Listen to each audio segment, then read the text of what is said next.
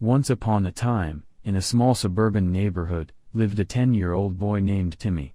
Timmy was an adventurous boy, but he had always played it safe due to his parents' endless warnings.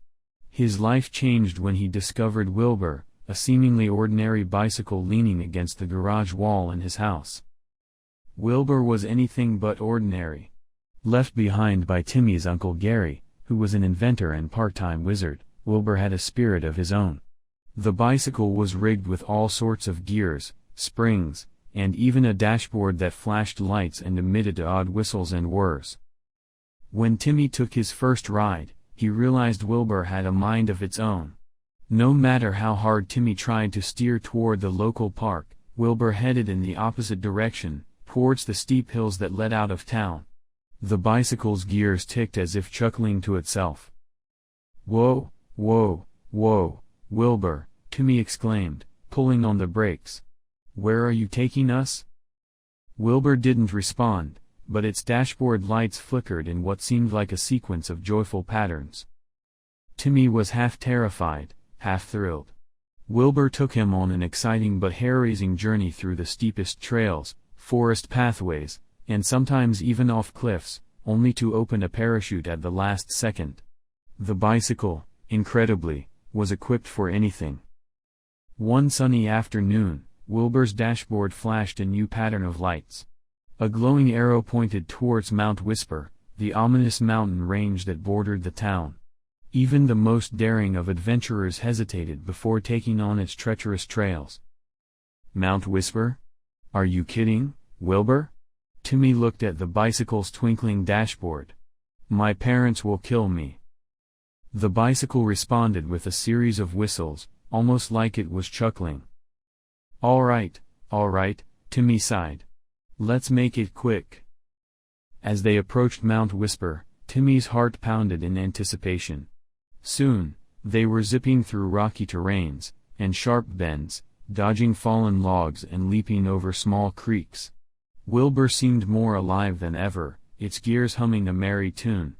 Timmy felt a newfound sense of freedom and exhilaration.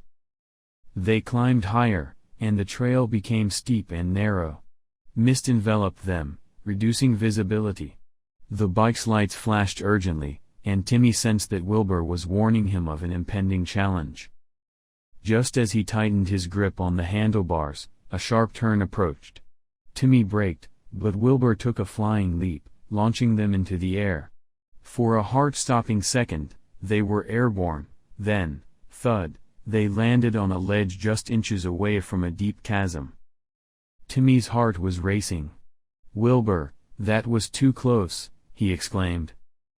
Wilbur's lights flickered, almost as if acknowledging the danger but also relishing the thrill. Suddenly, the dashboard flashed red and a beeping sound started. Wilbur's gears ground to a halt. "What's happening, Wilbur?" Timmy was alarmed. He inspected the bike and noticed a spring had come loose.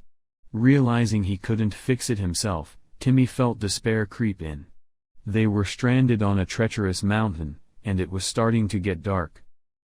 Wilbur's dashboard dimmed, almost as if saddened. Timmy slumped down next to it. "We're stuck, aren't we?" Timmy muttered. Just then, a strange glow appeared ahead of them.